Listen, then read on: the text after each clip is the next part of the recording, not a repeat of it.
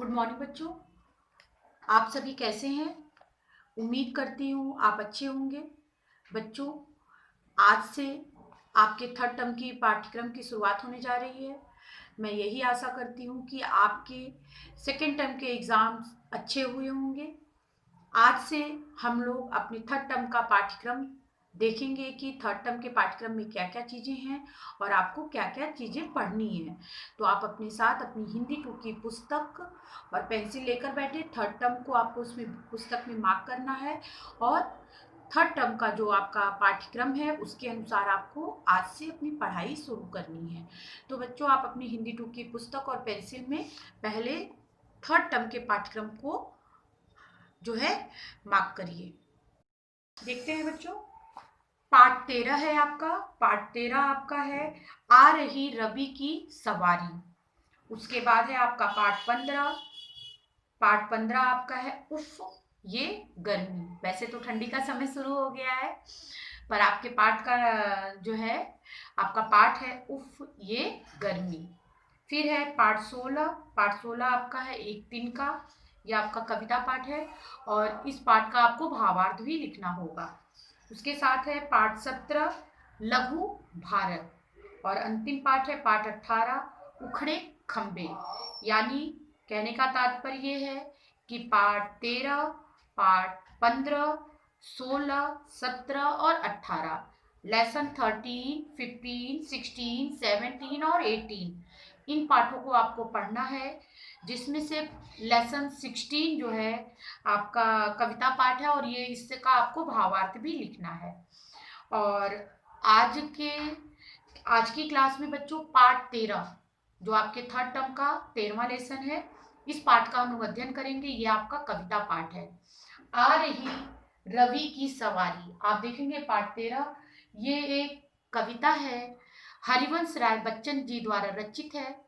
आज हम लोग इस कविता का अध्ययन करेंगे। तो आप अपनी पुस्तक में पार्ट 13 खोलिए, लेसन 13।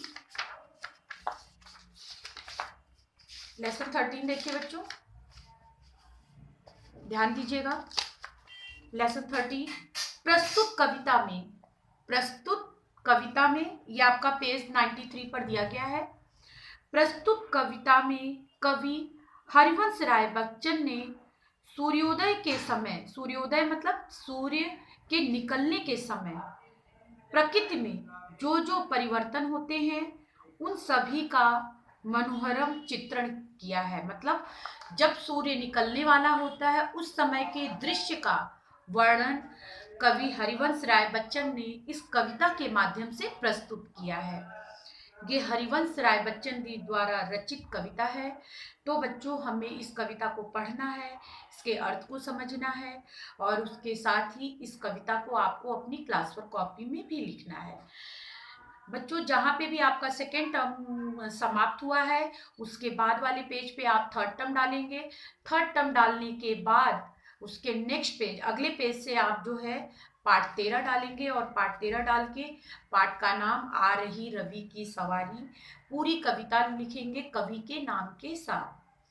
ऐसा नहीं है कि जहाँ पे सेकेंड टर्म खत्म हुआ उसके जस्ट बाद शुरू कर दिया और कुछ भी मेंशन नहीं किए कि ये थर्ड टर्म का है कि कब का है।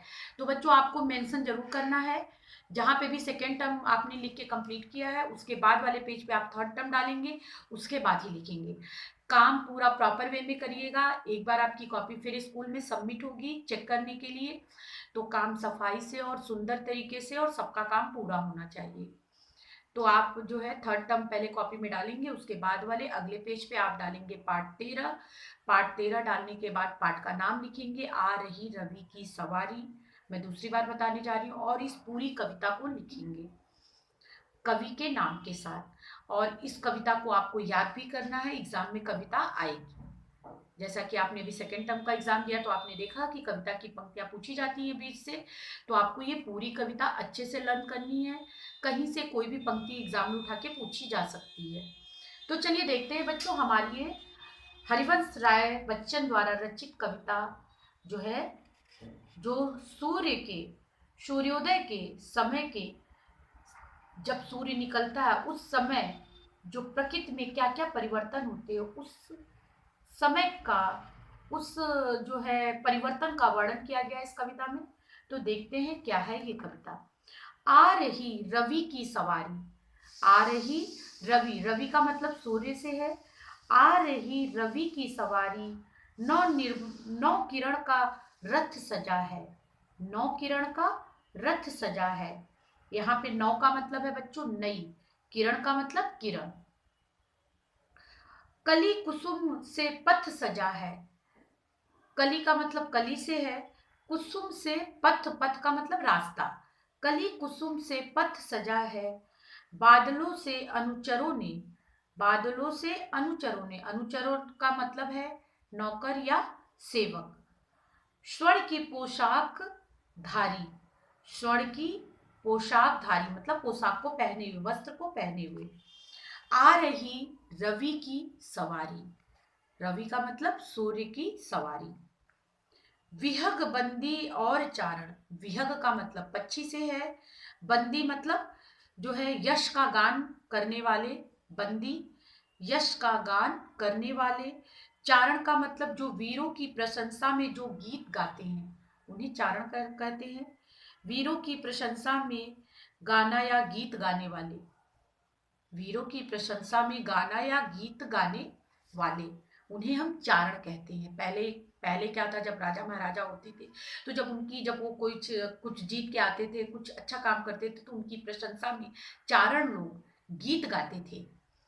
तो वो जो गीत होता था, वो जो गीत गाया जाता था, वो प्रशंसा में गाया जाता था, उनकी बड़ाई में, उनकी वाहवाही के लिए गाया जाता था। तो जो ऐसे गीतों को गाते थे, प्रशंसा के गीतों को गाते थे, उन्हें चारण कहते हैं। गा रहे हैं कीर्ति गायन। कीर्ति का मतलब है यश, गायन का मतलब गाना। छोड़कर मैदान भागी। छोड़कर मैदान भागी, तारकों की फौज सारी। तारकों मतलब तारे या नक्षत्र। तारकों की फौज सारी, आ रही रवि की सवारी। चाहता उछलूं विजय कह, पर ठिठकता देख कर यह। रात का राजा खड़ा है, राह में बनकर भिखारी। आ रही रवि की सवारी। तो यहाँ पे ठिठकता का मतलब है सहसा रुक जाना, मतलब एकाएक रुक जाना। तो आपने देखा बच्चों किस तरीके से सूर्य के प्रकाश, सूर्य उदय के समय के वर्णन को जो है हरिवंश राय बच्चन ने कितनी अच्छी तरीके से प्रस्तुत किया है। एक बार फिर मैं कविता को पढ़ने जा रही हूँ। अब सिर्फ मैं कविता पढ़ूंगी, इसके पहले मैं कविता के साथ साथ बीच बीच में इसके कठिन शब्दों के अर्थ को बता रही थी, जैसे आपको कविता समझने में आसानी हो। अब मैं पूरी कविता एक बार पढ़ रही हूँ, आप सुनिए इसे और देखिए कि किस तरीके से कविता को हम पढ़ते हैं। आ रही रवि की सवारी, नौ किरण का रथ सजा है। कली कुसुम से पथ सजा है, बादलों से अनुचरों ने स्वर्ण की पोशाक धारी। आ रही रवि की सवारी। विहग बंदी और चारण, गा रहे गा रहे हैं कीर्ति गायन। छोड़कर मैदान भागी, तारकों की फौज सारी। आ रही रवि की सवारी। चाहता उछलूं विजय कह, पर ठिठकता देख कर यह। रात का राजा खड़ा है, राह में बनकर भिखारी।